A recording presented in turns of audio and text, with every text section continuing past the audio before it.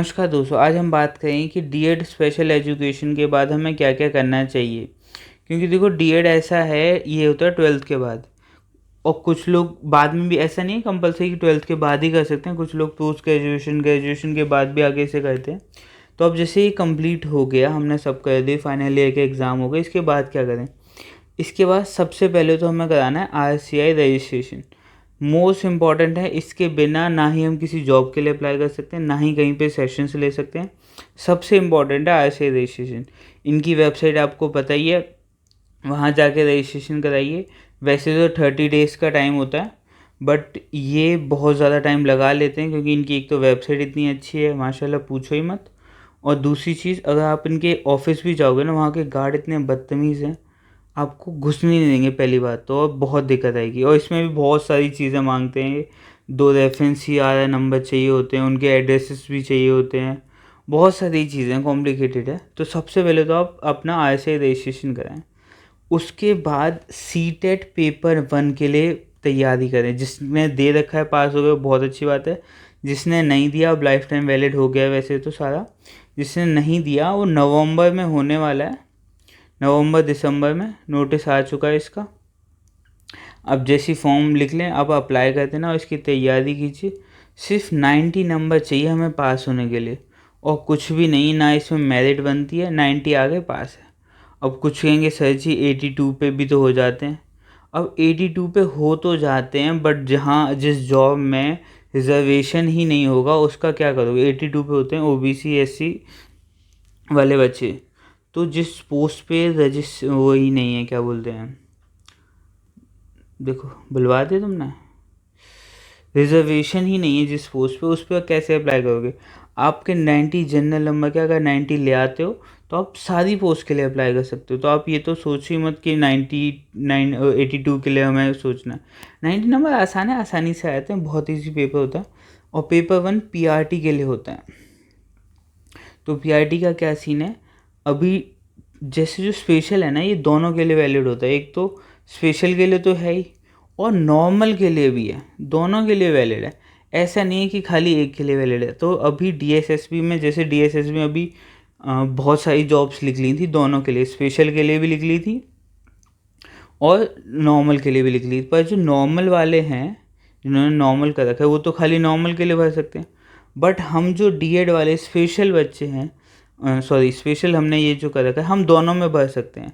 हम उसके लिए नॉर्मल वाले के भी अप्लाई कर सकते हैं और स्पेशल वाले के लिए भी कर सकते हैं। अब तो निकल गई है DSSB की, अब जो निकलेंगी उसमें भी बड़ा सीधा सिंपल सीन होता है। कुछ नहीं करना होता, 100 नंबर के 2 पेपर होते हैं एक ही दिन में, वो भी ऑनलाइन। उसमें से दोनों में 40-40% चाहिए होते हैं उसके लिए। बट इसमें बनती है मेरिट। सारी दिक्कत मेरिट की आती है। दिक्कत नहीं, बहुत आसान सीन है। DSSB में अगर आपको जॉब चाहिए तो कुछ नहीं करना। अगर आप स्पेशल में चाहते हो ना, तो 90 से 100 के बीच में नंबर लाने हैं। अब 200 में से कोई इंसान 200 में से 100 तो ला ही सकता है। 100 नहीं, 90 ले आए तो भी, 90 में ला सकता, 80 ले आए तब भी इसकी लगी जानी है। इतना पेपर खैर आसान नहीं होता, बट मेरिट बहुत लो बनती है, ज़्यादा ऊपर जाती नहीं है। और जो भी आपका DED का सिलेबस है, आप बिलीव नहीं करेंगे, जो DED का सिलेबस है वही आता है आपके CTET में। मान लो 70% CTET में आ गया और 100% DSSB में आ गया। इतना सेम सिलेबस है। वही चीज़ें आप जब पढ़ने बैठोगे ना, जो जो चीज़ें आपने DED के सारे पेपर से, पेपर 1 to लेके पेपर 12 तक के बीच में जो भी पढ़ा हुआ है, फुल डिटेल का आता है DSSB में 100 नंबर का। आपने जितनी भी डिसेबिलिटी पढ़ी हैं, जितने भी एक्ट पढ़े हैं, जितने भी थ्योरीज पढ़ी हैं, साइकोलॉजी की, पेवलो की, वाइगोस्की की, थॉर्नडाई की, कोई भी थ्योरी पढ़ी है, सब आएंगी सारी। और मान लो 70% तो आएंगे आपके CTET में।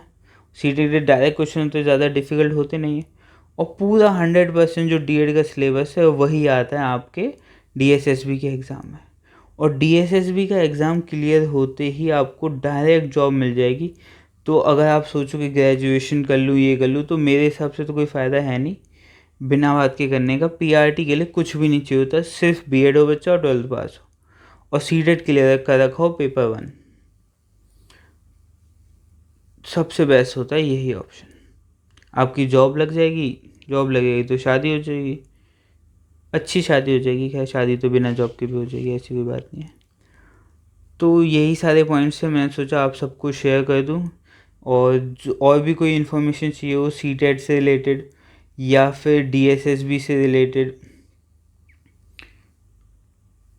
या फिर आपको आरसीआई रजिस्ट्रेशन से रिलेटेड कोई भी बात जाननी हो, तो आप पूछ सकते हैं कमेंट सेक्शन में। हमारी टीम जल्दी से जल्दी आपको वो करेगी, रिस्पॉन्ड करेगी। और कोई भी इन्फॉर्मेशन आगे कैसे क्या करना है, कहाँ पे अप्लाई करना है, किसी भी बारे में आप हमसे पूछ सकते हैं। Thank you.